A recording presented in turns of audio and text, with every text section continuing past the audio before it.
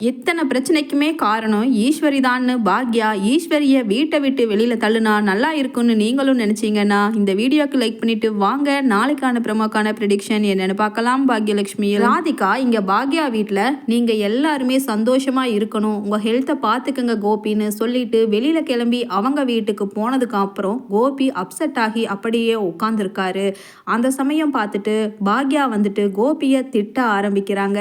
என்ன கோபி, உங்களுக்கு ராதிகா கூட போகிறதுக்கு விருப்பம் இல்லையா? ராதிகா என்னதான் பெருந்தன்மையா நீங்க இங்கேயே இருங்கன்னு உங்க அம்மாவுக்காக, உங்க பொண்ணு இனியாவுக்காக, உங்க பையன் செழியனுக்காக சந்தோஷமா நீங்க இந்த வீட்டில் இருக்கட்டும்னு அவங்க பெருந்தன்மையா விட்டுட்டு போனாலும் உங்களுக்குன்னு ஒரு சென்ஸ் கிடையாது. உங்களை நம்பி வந்த ராதிகாவை இப்படிதான் அனுப்பி வைப்பீங்களா கோபி அப்படின்னு சொல்லிட்டு பாக்யா திட்ட ஆரம்பிக்கிறாங்க. உடனே கோபியும், பாக்யா ப்ளீஸ், நான் ஆல்ரெடி எனக்கு கொஞ்சம் ஸ்ட்ரெஸ்ஃபுல்லாக இருக்குது, ராதிகா அப்படி பேசிட்டு போனது, அதனால் என்னை டிஸ்டர்ப் பண்ணாத ப்ளீஸ் அப்படின்னு சொல்லிட்டு கேட்குறாரு. ஒரு மாதிரி அப்செட் ஆகி உட்காந்துட்டு கோபி. உடனே ஈஸ்வரியும், ஏய் பாக்யா இப்போ என்ன அவனை பண்ண சொல்கிறேன்? இன்னைக்கு காலையில் கூட கோபி ராதிகா கூட கிளம்பி போகிறதுக்கு தானே தயாராகி இருந்தான். அவள் பாட்டுக்கு திமிரா நீ ஒன்றும் என் கூட வர வேண்டாம், இங்கேயே உன் குடும்பத்தோட இருன்னு சந்தோஷமாக இருன்னு சொல்லிட்டு போகிறா. அதுக்கு நீ ஏன் கோபியை பிடிச்சி பேசுகிற? அவளே வேண்டான்னு சொல்லி தானே விட்டுட்டு போனா அப்படின்னு சொல்லிட்டு திரும்பவும் ராதிகாவை திட்டுற மாதிரியே பழி போடுற மாதிரியே தப்பு ஃபுல்லாக ராதிகா மேலே தான் அப்படின்னு ஈஸ்வரி பாக்யா கிட்ட வாதாடுறாங்க. உடனே பாக்யா சொல்கிறாங்க, அத்தை நீங்கள் திரும்பவும் ராதிகா மேலவே பழி போடுறீங்க. உங்கள் பையன் மட்டும் கரெக்டாக ஆரம்பத்தில் இருந்து ஒரே மாதிரி ஸ்ட்ராங்காக இருந்திருந்தாருன்னா இந்த பிரச்சனை வந்திருக்குமா? இப்போ ராதிகாவுக்கும் மனசில் கஷ்டப்பட்டு ஸ்ட்ரெஸ்ஸாக தானே வெளியில் போகிறாங்க. இப்போ எனக்கும் இவரை இந்த வீட்டில் வச்சிருக்கிறதுக்கு உடன்பாடு கிடையாது. அதனால் முடிவு என்ன சொல்கிறீங்க? ஒன்றா நீங்கள் உங்கள் பையன் உங்கள் பேத்தின்னு எல்லாரும் இந்த வீட்டில் சந்தோஷமாக இருங்க, நான் கிளம்பி வெளியில் போயிட்டே இருக்கேன். எனக்கு இவர் தேவையே இல்லை. எனக்கு தேவையெல்லாம் இவர் இந்த வீட்டை விட்டு இந்த இடத்த காலி பண்ணி வெளியில் போனால் போதும். அது மட்டும்தான் என்னோட ஆசை. ராதிகா கூட இவர் வாழ்ந்தா என்ன, வாழலைன்னா என்ன? ராதிகா சந்தோஷமாக அவங்க தனியாக சொந்த காலில் நின்று வாழ்ந்துக்கிற அளவுக்கு தைரியம் இருக்குது. அவங்க பொண்ணு மயூரி இருக்கா அவங்கள பார்த்துக்கிறதுக்கு. அதனால் உங்கள் பையன் அவங்க போய் வாழணும்னு ராதிகா இனியெல்லாம் எதிர்பார்த்துட்டு இருக்க மாட்டாங்க அப்படின்னு சொல்கிறாங்க பாக்யா. உடனே ஈஸ்வரியும், ஏய் ஆளாளுக்கு என்ன, நீயும் அவன் வேண்டாங்கிற அவளும் அவன் வேண்டான்னு ரெண்டு பேருமே ஆளாளுக்கு அவனை வேண்டான்னு உதறி தள்ளுறீங்களா என் பையனை அப்படின்னு சொல்லிட்டு கேட்குறாங்க ஈஸ்வரி.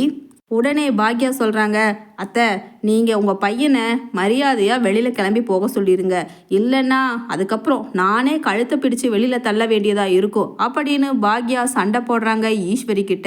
உடனே ஈஸ்வரி சொல்கிறாங்க, டேய் பாக்யா என்ன பேசுகிற நீ? என் பையனை நீ கழுத்தை பிடிச்சி வெளியில் தள்ளிடுவியா? எல்லாம் இந்த வீடு உன் பேரில் இருக்குதுங்கிற திமிரு தான் அப்படின்னு சொல்கிறாங்க.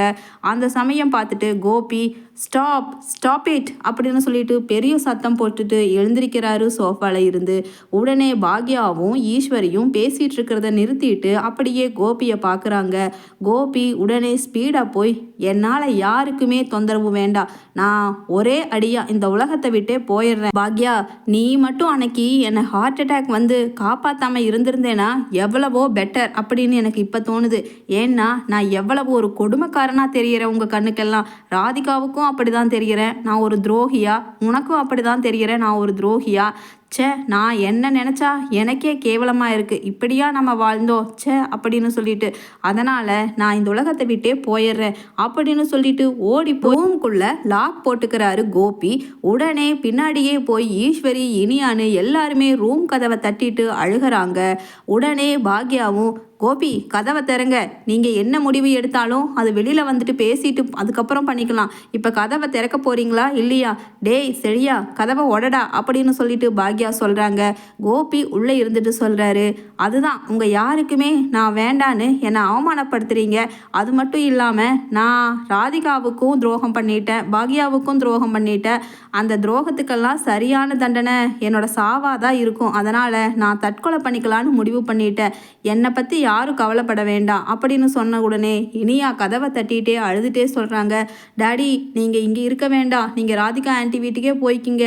இனிமேல் நானும் பாட்டி கூட சேர்ந்துட்டு உங்களை இங்கேயே இருக்க சொல்லி வற்புறுத்த மாட்டேன். ப்ளீஸ் டாடி வெளியில் வாங்க, கதவை திறங்க அப்படின்னு இனியா சொல்கிறாங்க. உடனே பாக்யா சொல்கிறாங்க, கோபி, நீங்கள் சாகிறதுனா அதுக்கு எத்தனையோ வழி இருக்குது. அதுக்காக என் வீட்டில் வந்து இப்படியெல்லாம் சூசைட் பண்ணி தான் நீங்கள் சாகணுங்கிறது கிடையாது. முதல்ல வெளியில் வாங்க.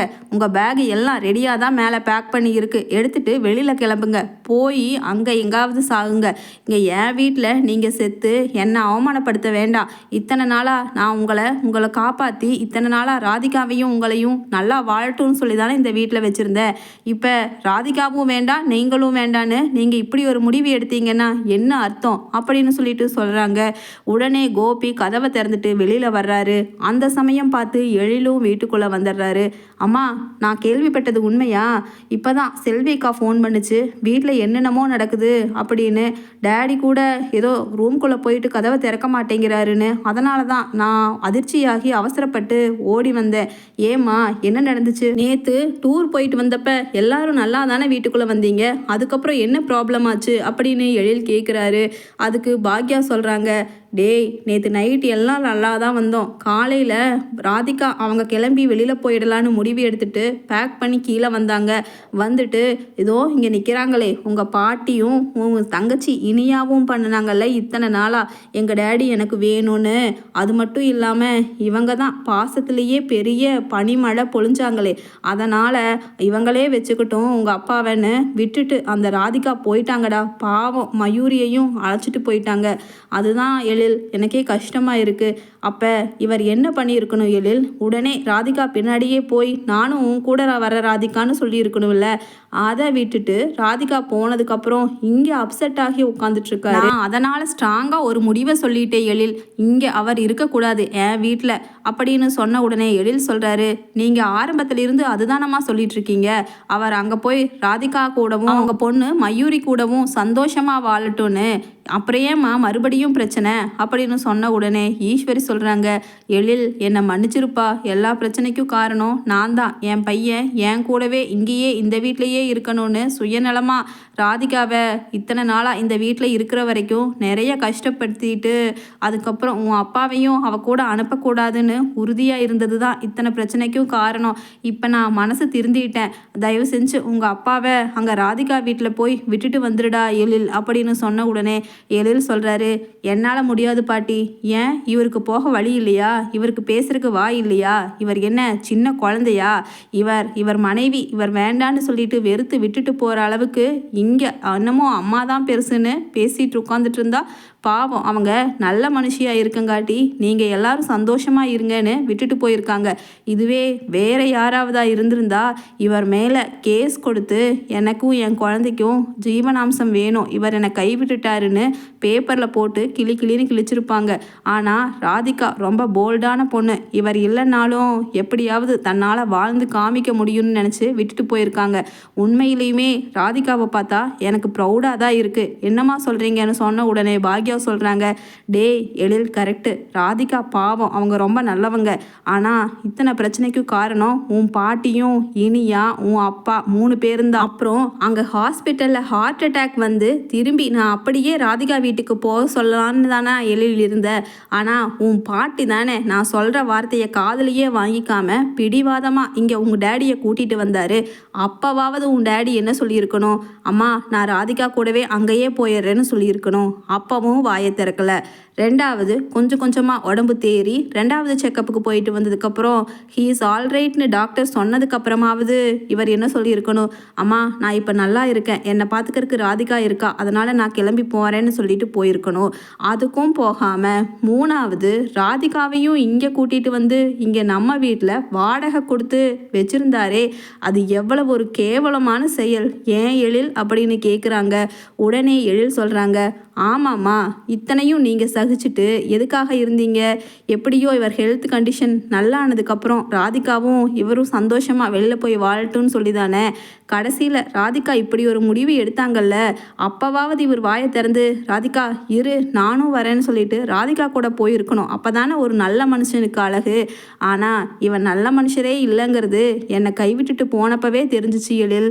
இருந்தாலும் என்ன பண்ணுறது, ராதிகா இவரை நம்பி தானே இருக்காங்க, ஒரு குழந்தையும் இருக்குன்னு சொல்லி தானே இவரை ஹாஸ்பிட்டலில் சேர்த்தி காப்பாற்றி உடம்பு இந்த அளவுக்கு இம்ப்ரூவ் ஆகிற அளவுக்கு நம்ம கொண்டு வந்து வச்சுருக்கோம். இப்போ இவர் மறுபடியும் ராதிகா போனதுக்கப்புறம் நம்ம வீட்டில் சூசைட் பண்ணுறேன்னு ட்ராமா போட்டால் இதெல்லாம் எப்படி எழில் சகிச்சுக்க முடியும்?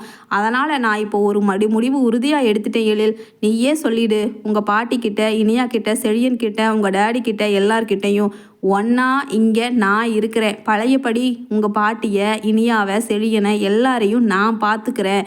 உங்கள் டேடியை அங்கே ராதிகா வீட்டுக்கு போய் வாழ சொல்லி, இல்லை அப்படின்னா இங்கேயே இவங்க எல்லாரும் இருக்கட்டும், நான் உன் கூட கிளம்பி வர்றேன் எழில் அப்படின்னு சொன்ன உடனே எழில் சொல்கிறாங்க, அம்மா இதை தானே நான் ஆரம்பத்தில் இருந்து சொல்லிட்டு இருக்கேன். இப்போ ராதிகா அவங்க நல்லவங்கன்னு நிரூபிச்சுட்டு போயிட்டாங்க. இனி திரும்பி இவர் அங்கே போனாலும் அவங்க ஏற்றுக்க மாட்டாங்க. இவரை ஏற்றுட்டா அதுக்கப்புறம் அவங்களுக்கான மரியாதையே இருக்காது இந்த உலகத்துல. அதனால நீங்களும் இங்க வீட்டை விட்டு என் கூட வந்து தங்கிடுங்கம்மா. அதுக்கப்புறம் அதான் பாட்டி சொன்னாங்களே, என் புள்ள ஒத்த புள்ள என்னை விட்டுட்டு எங்கேயும் போகக்கூடாதுன்னு சத்தியம் வேற வாங்கியிருக்காங்களே குலதெய்வம் கோவிலுக்கு கூட்டிட்டு போய். அதனால இவங்களே இவங்க புள்ளைய வச்சுட்டு பார்த்துக்கட்டும், வாங்கம்மா போகலான்னு எழில் பாக்யாவை கூட்டிட்டு போறாரு. நடை எழில் போகலான்னு பாக்யாவும் போறாங்க. இனியா சாரிமான அழுக